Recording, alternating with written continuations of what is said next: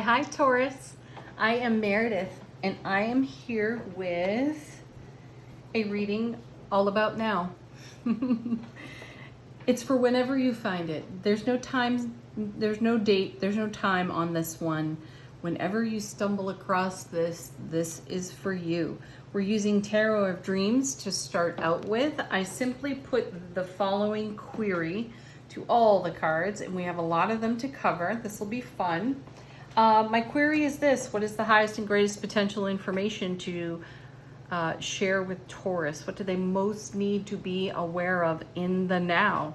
So here we go. Let's start out. Your first set, 2 cards. I love when they work together like this. You have the 2 of Wands. So this is a doorway, a gateway of opportunity opening for you. Wow, this is you following your passion. That's what I hear. And I feel like you've already stepped through that gateway. And it's paired with the moon. Ah, nice. So the moon, you're seeing things in a different light when you have the moon present in a reading, and something is rising to the surface. So you have 2 of Wands where you're stepping through this or across a threshold into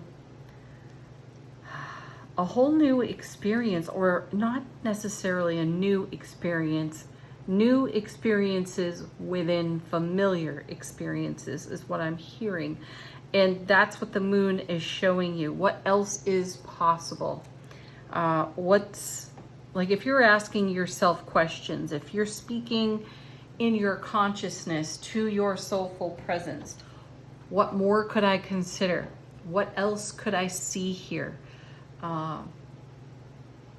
What have I previously overlooked? Show me. And this is the atmosphere around Taurus at this time. Be looking at familiar scenarios. For example, let's just say you're in a relationship and you're noticing attitudes and behaviors within the person's personality that you also noticed in an ex in your life.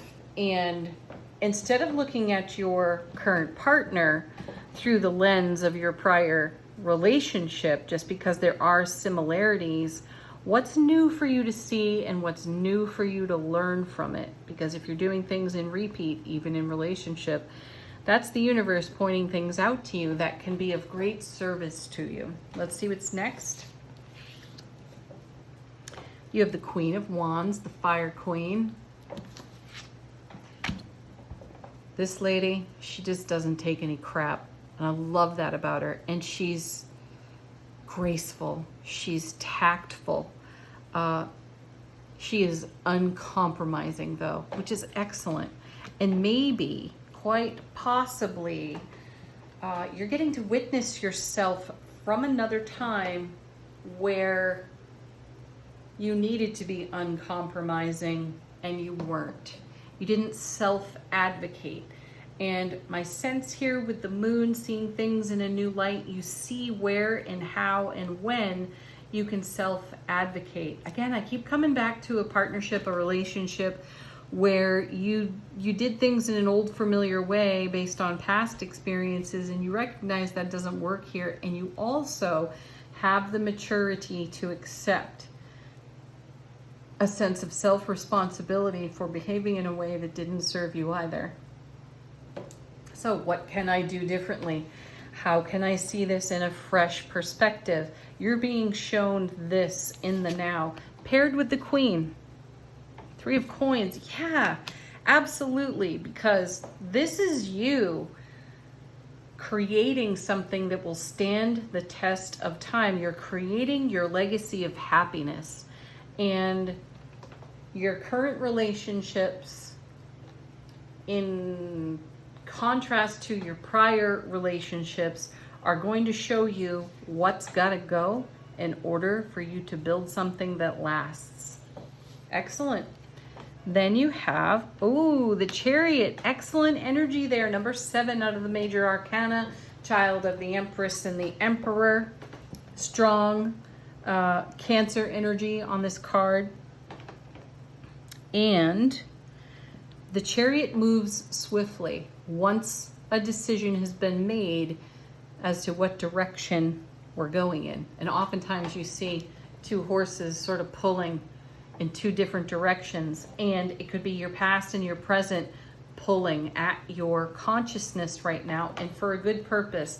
Because once you recognize that you're being shown a new perspective, then you can swiftly move in the direction that does serve your ultimate heartfelt, heart space manifested dream. Then we have the Death card. Yeah, something's got to go, Taurus. Some old way of being or interacting or tolerating something that is intolerable to you. It's got to go. It's got to end. And the beautiful thing about the Death card is it's all about transformation. So as you close out a chapter, you have a new chapter to follow. And that's what's happening here. And that new chapter is built on a legacy of happiness. And it is still in development. And you're being uncompromising about what you'll tolerate or what you will not tolerate.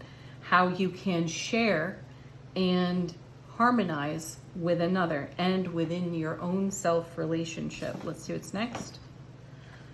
9 of Swords. That's a tough one. There's some anxiety on that card. So you may be feeling a bit tentative or tenuous in this situation, and it could be bringing up some anxiety for you. No worries. Validate this. Whenever you see the 9 of Swords, recognize that you require some validation, and do not look outside yourself for it, because it will never come in a way that is satisfying. You must validate yourself. And recognize too that your feelings are temporary. They are impermanent, and they only stick around for as long as we keep them alive. So when you validate and honor your own feelings and authentically share them without looking for anything else from anyone else, you come into harmony, stability, and balance in your self-relationship a whole lot faster, Chariot card, and you create a transformation that again brings us right back to your commitment to building your legacy of happiness here. So you may have to look at things in a brand new light and in a fresh new way, which is awesome because you have a willingness to do it. So I'm sensing that this is kind of a pep talk type of reading. Like, you all know what this is. You all know it. And you just need a little bit of a nudge and elbow to the ribs to be reminded that the action part is on you. And the anxiety part is also on you. Validation, compassion, and self-love will heal this up beautifully. Bottom of the deck, what are you not exactly aware of? How is the universe supporting you behind the scenes? Your first card, Page of Swords. See, you're in some new territory here. You are approaching situations, events, and circumstances with a fresh and willing perspective. You're willing to look outside the box of familiarity, because whatever your life circumstances are now, by comparison to what they once were, none of that old BS works in the now. So you have to have a willingness to educate yourself with your own heart speak, your own heart's truth, and how to do that in a way that supports and grows and develops. I feel that that's what that page is telling us. Yeah, and then we have the Queen of Pentacles. Boy, she's had a great showing today. I think this is the 7th out of 12 videos that I'll be doing for the Zodiac here. And this Queen has been in almost every reading. So this is about how we invest in our happiness and our fulfillment. This Queen is a master at it. So there's some energy to be considered within your divine feminine as you are in contemplation for how you can do things differently and in a fresh new way. I like that. The Queen is very experienced. She trusts herself. She is the Queen of Home and Hearth. She has a strong relationship to the Empress, the mother. So some nurturing of a new way of being and doing has to happen here. 5 of Cups, because you're going to be dealing with those 5 cups. The Suit of Cups is very emotional. And the 5 of Cups, all the 5s in tarot, mean that we go to battle in some way. And what we're really doing is working out unhealed aspects of ourselves, and we're becoming aware of it. And the Five of Cups, in truth, is really an opportunity for us to have reverence for the challenges we've met and overcome, because without those challenges, you wouldn't be the beautiful, wonderful Venusian being that you are in the now, looking at new opportunities and considering new ways of being. So typically on the Five of Cups, you have 3 spilled cups, and then you have 2 upright cups. And the 2 upright cups are a nod to the 2 of Cups, showing up in the way you desire to be met. And that's been a big life lesson, and a great big transformation is taking place around that. So no wonder you have a little bit of anxiety about it, because if you've been a certain way for a long period of time and you suddenly change, you know you're going to get questioned. You know you're going to get challenged by the people in your world.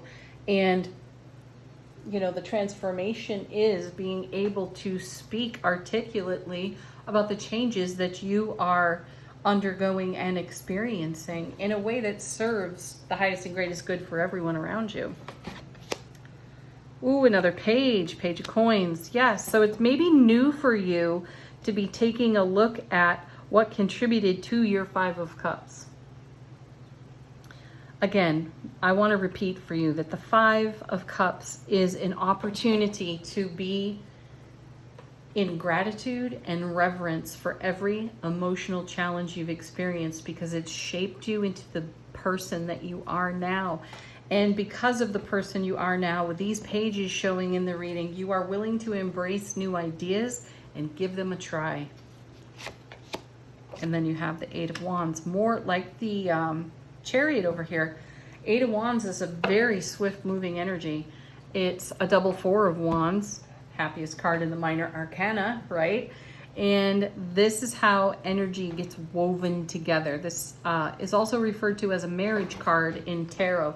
So we're bringing energies together, we're marrying them, we're doing a bit of our own divine alchemy, and we're making them work for us in a brand new way, which is excellent.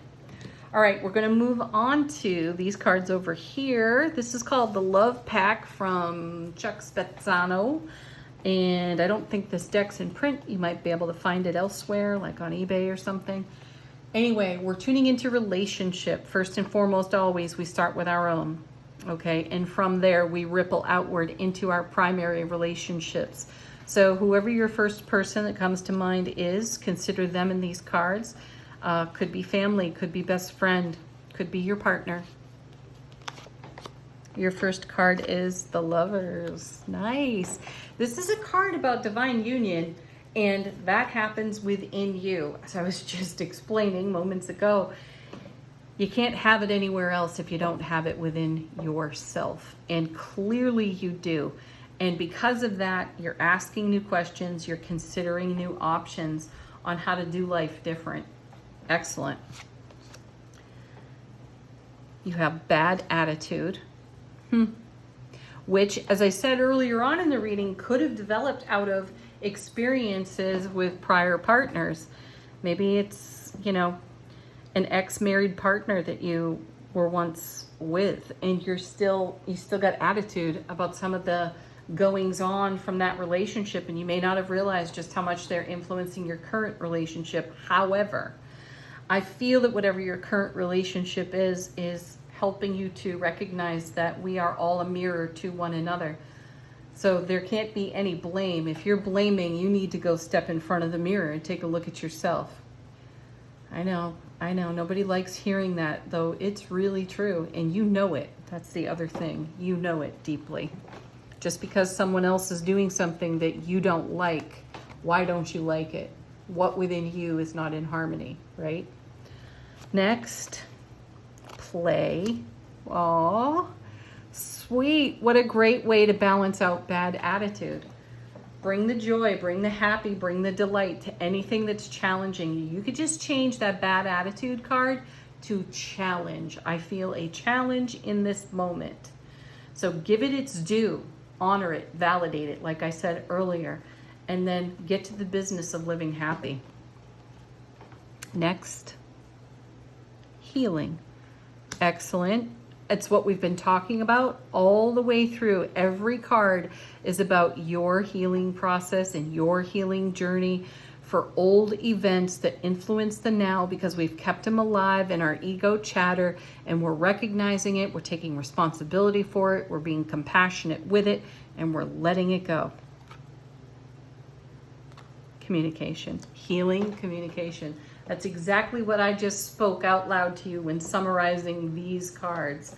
That was a healing communication for you. And if you'll notice, all your primary relationships right now are benefiting from this healing communication because you're doing it all over the place.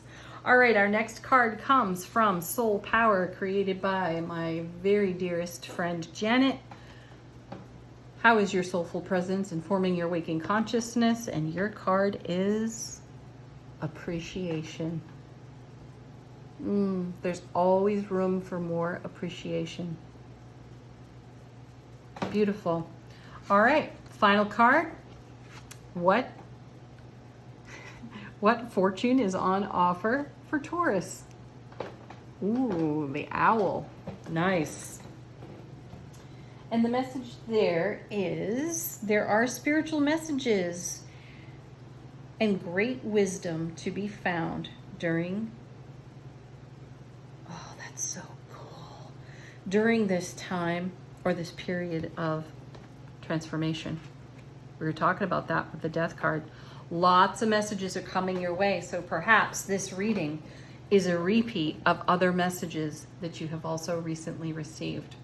Taurus, thank you for watching, tuning in, joining. Do check out the daily readings here on my channel. Leave a comment if it's in your heart to do so. Peace, love, joy. Oh, cross watch. If you're a Taurus sun sign, what's your moon, what's your rising? Watch those videos too. You'll get a much bigger peek into what's going on in your spiritual journey that way. Namaste.